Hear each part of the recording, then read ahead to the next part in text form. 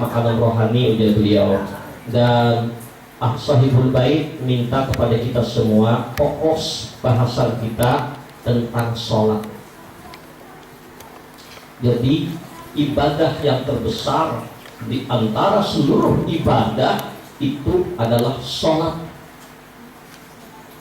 Inilah yang mula-mula awwalu ma yuhasabu bil abdi yaumal qiyamah as-shalah. Yang pertama dihisab, ditimbang oleh Allah, ditanya oleh Allah hari kiamat, sholat. Kalau sholatnya sempurna, sholatnya baik, maka sempurna, bagus yang lainnya. Tapi kalau sholatnya ada sempurna, rusak semuanya. Dan Allah sendiri perintah sholat ini beda dengan perintah yang lain. Ibu-ibu yang mulia, bapak-bapak yang mulia, kalau perintah zakat turun wahyu lewat malaikat, perintah haji turun wahyu, perintah puasa turun wahyu, perintah berperang turun wahyu. Tapi sholat langsung Allah mengundang ke Ashraf Bani, dan tidak ada pendamping. Jibril pun tidak sanggup mendampingi, hanya Allah dan Rasulullah. Fa'auha ila abdihi ma auha. Allah wahyukan kepada hambanya apa yang diwahyukan tentang sholat. Dan seluruh bacaan sholat, seluruh gerakan sholat, semuanya diajarkan oleh Allah kepada Rasulullah waktu Isra dan Mi'raj. Sehingga kalau kita peringati Isra Mi'raj, buah dari Isra Mi'raj itu adalah hadiah dari Allah untuk kita semua sholat. Dalam Al-Quran Allah mengkabarkan, qad aflahal mu'minun, sungguh beruntung. Kalau untung berarti tidak rugi, kalau rugi berarti kada beruntung. Qad aflahal mu'minun, sungguh beruntung orang yang beriman. Orang beriman yang mana? Alladzina hum fi salatihim khashi'un, yang mereka itu di dalam salatnya khusyuk.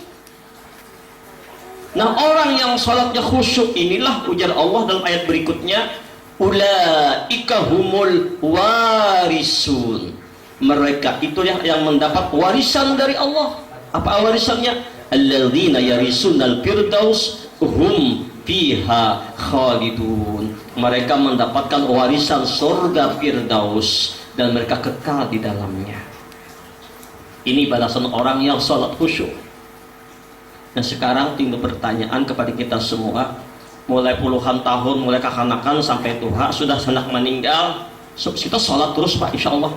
Tapi sudahkah khusyuk apa tidak? Tapi yang berkecil hati Bapak Ibu, seandainya salat kita pun tidak khusyuk, salatnya tetap sah. Ingatkan, salatnya tetap sah. Mengalihinya sembahyang kada khusyuk, sembahyang maginnya mana sudah kada sembahyang kada khusyuk dua. Lebih baik salat walaupun kada khusyuk, nanti pelan-pelan Allah akan bimbing kita untuk bisa khusyuk. Nah, sekarang apa itu khusyuk? Sehingga kita menemukan kenikmatan, kelezatan di dalam sholat. Sampai Nabi mengatakan, as-sholatul mi'rajul mu'minin, sholat itu mi'rajnya orang beriman. Bayangkan, arti mi'raj melepaskan semuanya, orang beriman bermesraan dengan Allah. Baik Bapak Ibu, untuk memanfaatkan waktu yang mungkin tidak terlalu panjang, tapi kita akan bahas sedikit demi sedikit. Kita tidak akan bisa khusyuk kalau tidak mengerti apa sih rahasia gerakan sholat, apa sih rahasia bacaan sholat. Kita baca asal baca, gerak asal gerak, umpatan mulai bahari sudah rukuk sujud tapi apa rahasianya? Kayak orang naikkan bendera merah putih, kalau kada tahu rahasianya biasa aja. Tapi bagi pejuang-pejuang yang merasakan bagaimana berjuang, merah putih itu dipandang menangis mereka, perjuangan mereka. Baik, kita mulai. Sholat itu dimulai dahulu dengan niat dan berdiri betul. Bagi yang mampu, bagi yang kata-kata berdiri betul, jangan paksa-paksa. Berdiri betul, nggak cacat, nggak apa. Kalau cacat, kata-kata tetap duduk aja. Tapi tetap kita berdiri betul. Lihat sini, kalau kita menghadap seseorang, Ibu-ibu, biasanya kalau camat berhadap dengan wali kota kayak apa yuk? Adabnya yuk. Pasti kita hormat. Wali kota menghadapi gubernur, Pak. Oh, gubernur berhadapan dengan presiden, oh lebih lagi. Artinya kita yang lebih kecil, lebih rendah jabatannya kepada yang tinggi kan lebih hormat. Ini baru dengan makhluk. Bagaimana kita setiap saat berhadapan dengan Allah yang maha besar, yang maha agung, pencipta segala-galanya, yang tiada tara bandingnya. Tentu kita lebih tawadu, lebih rendah, lebih khusyuk, lebih merendahkan diri kepada Allah. Kita akan berhadapan dengan Allah. Jadi banyak para wali-wali itu ketika Nabi Ibrahim, Bapak Ibu, ketika akan sholat, detak jantung ini 2 mil kedengaran. Kenapa? Gemetar akan berhadapan dengan yang maha besar. Allahu Akbar. Kita sembahyang biasa-biasa. Allah. Kenapa? Tidak tahu. Mungkin, maaf, kita nggak kenal dengan Jokowi, duduk di hadapan kita baju biasa aja, biasa ya kita, libas-libas aja. Pada Jokowi, tapi yang tahu, oh Pak Presiden, walaupun bajunya baju buruk tetap pinantu.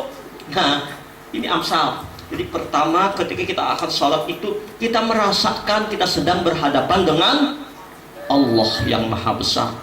Kemudian kita pasang niat. Niat itu letaknya di dalam, coba apa niat? Lapas niat apa? Usolli fardhu zuhri arba'a raka'atin mustaqbilal qiblati adaan makmuman atau imaman atau sendirian adaan lillahi ta'ala, karena Allah. Apa niat kita? Pasang niat kita di hati, sholat ini semata-mata hanya karena Allah dan hanya untuk Allah. Kita persembahkan untuk Allah, bukan yang lain. Mau pakai usolli boleh, tidak pakai usolli tidak mengapa, nggak perlu diperdebatkan. Yang benar, yang sholat, yang kata bujur, yang kata sembahyang. Umpamanya maaf nih, belum angkat takbir, belum sambat, rambutan, Allahu Akbar, sah tidak? Ini rambutan, ya. Allahu Akbar, sah tidak salatnya? Sah. Kenapa? Rambutan di luar sholat. Lain, Allahu Akbar, rambutan, batal sholatnya. Artinya gak apa-apa. Tapi kira-kira mana lebih baiknya nyebut rambutan dari dengan kita mengucap lafaz usolli, mana lebih baiknya? Lebih baik kita usolli, menyatakan perasaan di hati. Baru ibu bapak yang mulia kita mulai angkat takbir. Nah, kita angkat takbir, lihat tangan kita. Ini angkat takbir. Laki-laki begini. Kalau perempuan maaf ditutup. Kemudian ketika kita angkat takbir, mata ini tunduk ke bawah, tunduk ke sejadah. Jangan ke sini. Kok apa rahasia mata tunduk? Oh, makasih. Jangan modern ya. 1, 2, kedengaran nggak? Oh, dipasang dulu. Wah, ini seumur-umur